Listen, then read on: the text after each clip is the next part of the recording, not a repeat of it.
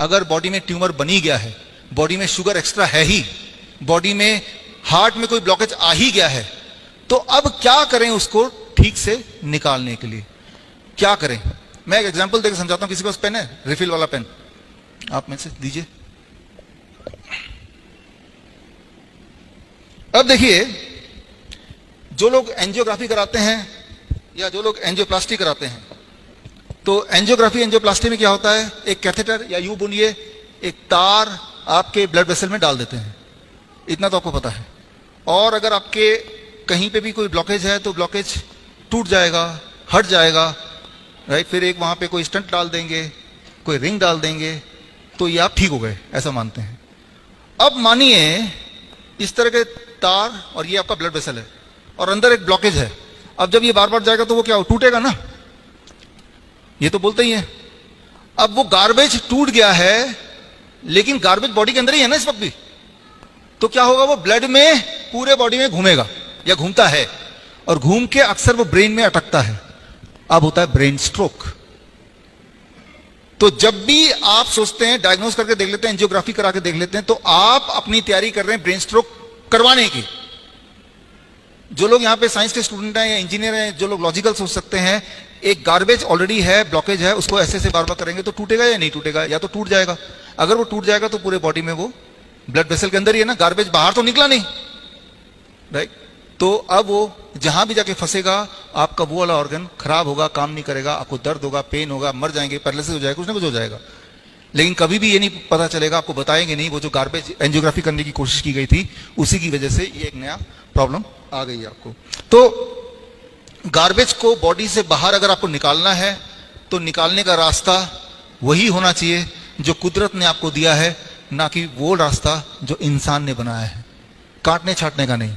Example के तौर पे किस तरह से गार्बेज हमारे हॉस्पिटल में हम निकालते हैं, आप घर जाके क्या करेंगे? अब देखिए, मान लीजिए ये पेड़ नहीं है, ये ट्यूमर है या ये कैंसर है और ये बढ़ता जा रहा है। डॉक्टर बोल रहा है ट्यूमर इतना बढ़ गया है, ऐसा करते हैं ट्यूमर को काट देते हैं। ठीक है जी, मैं ट्यूमर को, ये पत्ते हैं, मैंने इसको काट दिया, ट्यूमर निकल गया। लेकिन अब क्या होगा कुछ दिन बाद? क्या ट्यूमर खत्म हो जाएगा? ये पेड़ तो दोबारा से बढ़ेगा। तो कभी भी सर्जरी से कोई भी बीमारी ठीक नहीं हो सकती, क्योंकि जड़ तो अभी भी है ना। जब भी आप स्टोन को निकालेंगे, ट्यूमर को निकालेंगे, पेड़ तो वही है, पेड़ को खाना तो मिल रहा है, वो ट्यूमरस ग्रोथ का कारण वो तो वहीं का वहीं है। तो जब भी आप सोचते हैं कि ट्यूमर है तो काट दे हम, तो पल भर के लगेगा देखो ठीक हो गया, लेकिन धीरे धीरे धीरे धीरे दोबारा से बढ़ेगा, इस बार और तेजी से बढ़ेगा। आप समझ रहे हैं? तो ट्यूमर हो या किडनी स्टोन हो, गॉलब्लैडर स्टोन हो, तो आप अगर उनमें से की सर्जरी से कुछ कर लें तो आप ये सोच रहे हैं कि पेड़ ज्यादा बढ़ गया तो मैं काट लूं और उम्मीद कर रहे हैं कि दोबारा नहीं बढ़ेगा, तो आप कुछ ऐसे ही सोच रहे हैं फिर, जो कि इलॉजिकल बात है। तो करना क्या होगा? हम क्या करते हैं, अगर ये कैंसर है, इसे कहते हैं सीड एंड सॉइल थ्योरी, 1895 में थ्योरी लिखी गई थी और आज भी ये वैलिड है कि अगर ये कैंसर है, अगर ये ट्यूमर है, ये पेड़ को हम कैंसर या ट्यूमर मान रहे हैं, तो अगर मैं यहां से ये निकाल दूं, कुछ दिन तक ऐसे ही रख रहे, क्या ये उग सकता है? ट्यूमर बढ़ सकता है? क्या होगा इसका? धीरे धीरे ये सूख जाएगा, खत्म हो जाएगा, है ना।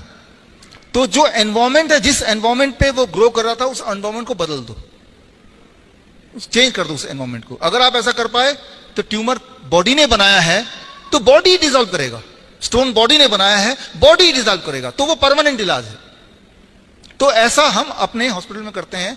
आप कैसे करेंगे घर जाके आज से, तो वो मैं आपको अभी एग्जाम्पल के तौर पे बताने जा रहा हूं। हम अपने हॉस्पिटल जो करते हैं बड़ा इंटरेस्टिंग है कि आपके बॉडी ने ट्यूमर को निकालने का, जो चीज बॉडी को पसंद नहीं है, जो चीज बॉडी में अटक गई है, वो स्टोन है, ट्यूमर है, क्रिटनाइन है, पोटेशियम है, शुगर है, प्रोटीन है, कुछ भी हो सकता है। वो कोई भी चीज अधिक है तो बॉडी में कुछ ना कुछ गड़बड़ करेगी। तो पेशाब का रास्ता निकाला है जो फिर भी बंद हो गया। एक और रास्ता है, वो है आपकी तीसरी kidney. Third kidney is your skin. आपका स्किन के जो पसीना आता है उसका एक बूंद लीजिए और पेशाब का एक बूंद लीजिए, दोनों केमिकल एनालिसिस करेंगे तो आपको लगभग सेम मिलेंगे। आपके पसीने में भी क्रिटनाइन होगा, शुगर होगा, प्रोटीन होगा, यूरिक एसिड होगा, यूरिया होगा, आपके पेशाब में भी यही होता है। तो हम अपने हॉस्पिटल में ऐसे पेशेंट जो किडनी के पेशेंट हैं खास तौर पे, जिनकी बॉडी में पानी जमा हो गया है, जो असली वाले पेशेंट हैं, जो बहुत कमजोर हो गए हैं, जिनकी पेशाब बंद हो गई है, जो हफ्ते में 2-3 बार डायलिसिस करना पड़ता है और ऐसा कई सालों से करते जा रहे हैं, जिनका आखिरी कगार पे आ गया ट्रांसप्लांट करना है, तो उनको हम क्या कराते हैं वो देखिए अगला। ये असली पेशेंट हैं, ये यूं ही नहीं बिठाया है, ये असली वाले पेशेंट हैं। ये हमारा जो हिम्स हॉस्पिटल है चंडीगढ़ का, ये सारे वो लोग हैं जो डायलिसिस कराते थे। तो हमने उनको ये गर्म पानी में बिठाया 40 डिग्री सेल्सियस, और पानी आप गौर करेंगे तो गले तक।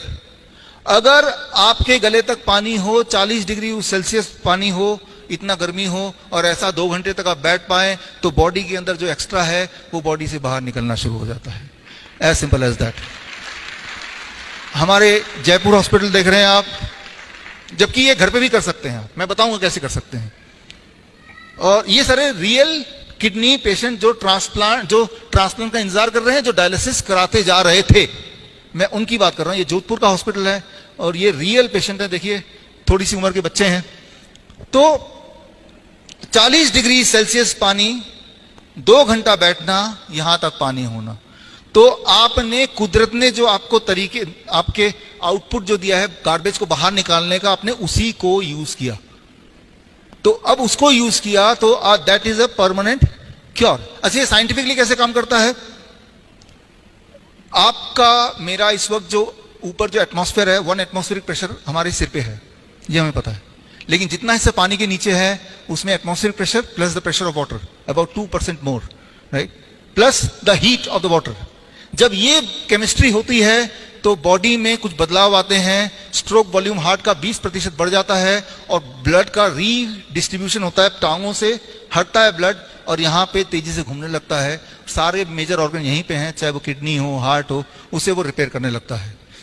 कुछ केमिकल बढ़ने लगते हैं जिनसे आपके ब्लड वेसल रिपेयर होते हैं, जैसे नाइट्रिक ऑक्साइड एक्सेट्रा। कुछ हार्मोन कम होने लगते हैं जिससे आपका ब्लड प्रेशर बढ़ा हो रहा था, जिससे आपकी तकलीफें बढ़ रही थी। ये ऑटोमेटिक होता है। और इसके अलावा ऐसा होते ही आपके बॉडी में जो सोडियम है उसकी एक्सक्रीशन 5%, 5 गुना बढ़ जाती है। पोटेशियम अधिक है तो वो डबल स्पीड से बाहर निकलने लगता है। सबसे इंटरेस्टिंग बात, आपका वेट रिड्यूस हो जाता है पहले दिन। मतलब पहले दिन पानी के अंदर भेजने से पहले पेशेंट का हम वेट चेक करते हैं। वेइंग मशीन वहीं लगा रहता है। 2 घंटे बाद जैसे ही पानी से बाहर निकलते हैं दोबारा वेट चेक करते हैं। पेशेंट हैरान होता है कि मेरा वेट 1 kg कम कैसे हो गया, 500 ग्राम कम कैसे हो गया।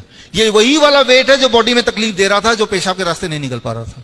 ये वही वाला वेट है जो डायलिसिस से आप निकालने की कोशिश कर रहे थे, राइट। तो आप एक्सपेरिमेंट करके देख सकते हैं। जो लोग हेल्दी भी हैं, आम सबके बॉडी में कुछ ना कुछ तो फालतू है ही। तो आप में से कोई भी अगर बॉडी पहले दिन बैठेंगे तो ऑन एवरेज 500 ग्राम वेट कम निकलेगा 2 घंटे बाद जब निकलेंगे वहां से। तो यानी कि जो चीज फालतू, और उसके बाद अगर आप अपना, जो लोग डायबिटीज के पेशेंट है उनका ब्लड शुगर नॉर्मल होने लगेगा। जो हाई बीपी की गोलियां लेते हैं तब भी बीपी बढ़ता है, उन सब की गोलियां छोड़ना उनकी मजबूरी हो जाती है। क्योंकि बीपी कब है ज्यादा? जब बॉडी में एक्सेस, जैसे बलून मान लो, इमेजिन कीजिए फुला रहे हैं, अंदर अगर हवा भर रहे हैं तो एयर प्रेशर क्या होगा, बढ़ेगा ना। तो बॉडी में अगर फ्लूइड ज्यादा भर जाता है तो ब्लड प्रेशर बढ़ जाता है। हमने फ्लूइड एक्सेस चीज बॉडी से निकाल दिया, लेकिन निकालने का रास्ता वो जो कुदरत ने हमें दिया है, तो उस रास्ते से बिना डैमेज करके धीरे धीरे निकाल दिया। गार्बेज आउट प्रिंसिपल, ये पूरा साइंस अगर आपको समझना है तो एंड ऑफ ट्रांसप्लांट, जिसका हिंदी एडिशन आज हमने यहाँ पे आपके सामने रिलीज किया, हिंदी इंग्लिश में, आप इस लिंक में जाके पूरी किताब, पूरा साइंस, इसी पे मेरी पीएचडी है, यही मेरा आविष्कार है जो हमारे 20 हॉस्पिटल में हम करते हैं, हिम्स हॉस्पिटल में करते हैं।